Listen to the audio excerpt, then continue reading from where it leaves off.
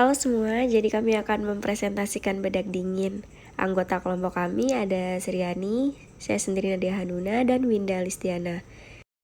Bedak dingin ini merupakan salah satu dari sekian banyak jenis kosmetik tradisional yang digunakan secara turun-temurun oleh nenek moyang kita. Bedak dingin ini diproduksi dari skala rumahan, yaitu untuk pemakaian pribadi, dan juga skala yang lebih besar, yaitu skala industri, di mana sudah ada inovasi baru dan juga penambahan bahan-bahan yang lain. Jadi mungkin pada zaman dahulu belum secanggih sekarang ya, belum ada sunscreen yang memang diformulasikan khusus untuk menangkal sinar ultraviolet. Jadi mereka memanfaatkan kandungan-kandungan yang ada di bedak dingin. Jadi kita pasti ingin tahu kandungan apa yang ada di dalam bedak dingin sehingga bisa menangkal sinar ultraviolet. Kandungannya yaitu ada Oryza sativa atau yang biasa kita kenal padi atau beras, di mana ingredients yang akan kami highlight yaitu vitamin E dan gamma oryzanolnya. Gamma oryzanol ini merupakan antioksidan kuat yang dapat mengatur produksi kolagen dalam kulit. Penangkal radiasi sinar ultraviolet, mampu memudarkan noda hitam dan mengangkat sel kulit mati. Kemudian manfaat vitamin E yang sudah kita tahu yaitu membersihkan kulit dan membuatnya tampak bercahaya. Selanjutnya yaitu ada curcuma domestica Val atau yang biasa kita kenal sebagai kunyit.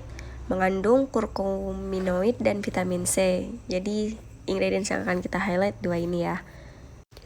Nah, manfaatnya yaitu sebagai antiinflamasi, antiseptik, sehingga dapat mengatasi masalah kulit, mencegah peradangan, meningkatkan kulit akibat paparan radiasi ultraviolet, menghilangkan gatal, dan mencerahkan kulit.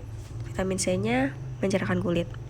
Kemudian kita menambahkan daun mangkokan atau Notopanax scutellarium, di mana mengandung alkaloid, saponin, tanin, flavonoid, glikosida, dan senyawa fenolik. Di mana Notopanax scutellarium ini mengandung antioksidan yang bermanfaat bagi kulit.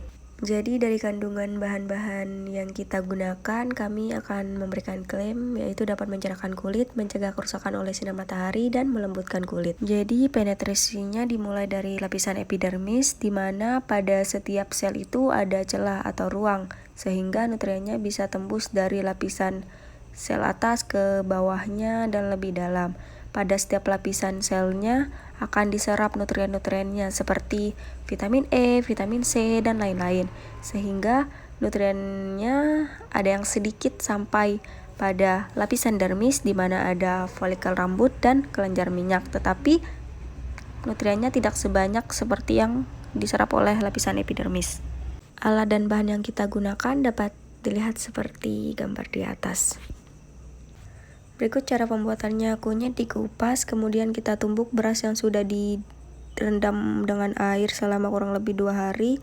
Kemudian daun mangkukannya beserta kunyitnya diiris kecil-kecil atau tipis-tipis dan dimasukkan ke dalam beras agar bisa tertumbuk secara bersamaan. Kemudian tumbuk sampai halus, kemudian disaring hingga mendapatkan serbuk yang sangat halus. Kemudian dijemur hingga mendapatkan hasil serbuk seperti gambar paling kiri.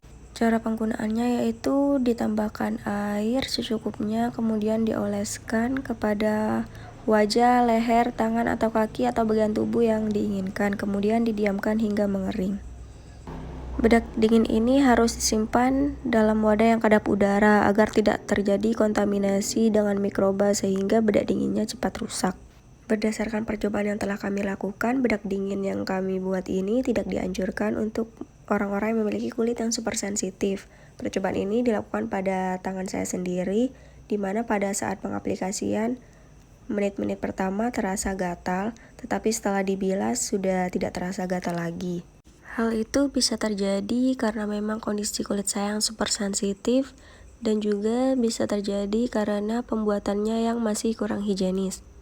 Efek setelah pemakaiannya, kulit saya terasa lebih lembut atau lebih halus dibandingkan bagian kulit yang tidak saya gunakan bedak dinginnya. Untuk klaim mencerahkan kulit mungkin akan terlihat setelah pemakaian rutin setelah beberapa hari atau minggu ke depan. dan klaim menangkal sinar radiasi ultraviolet. Menurut saya dengan perubahan iklim yang sangat ekstrim, mungkin bedak dingin ini tidak cukup ya.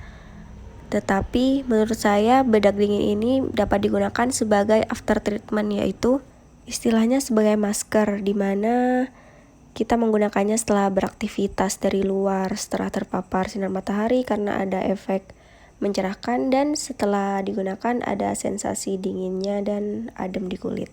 Sehingga mencegah kerusakan kulit akibat sinar matahari sebagai after treatment akan lebih tepat. Tidak terasa, presentasi singkat ini telah berakhir. Berikut sumber referensi yang kami gunakan untuk pembuatan tugas ini. Saya selaku perwakilan dari kelompok kami memohon maaf sebesar-besarnya jika ada salah kata atau misinformasi, bisa dibenarkan lewat kolom komentar. Dan saya tidak lupa mengucapkan banyak terima kasih kepada Ibu dosen pengampu mata kuliah kosmetika bahan alam, yaitu Ibu Apoteker Ines Septi Arsining Tias, Sarjana Farmasi Magister Sains PhD, yang telah memberikan tugas ini, di mana kita dapat melihat dan mengenal manfaat-manfaat bahan alam dan mendapatkan ide dan segudang manfaat dari tugas ini. Terima kasih banyak. Sekian.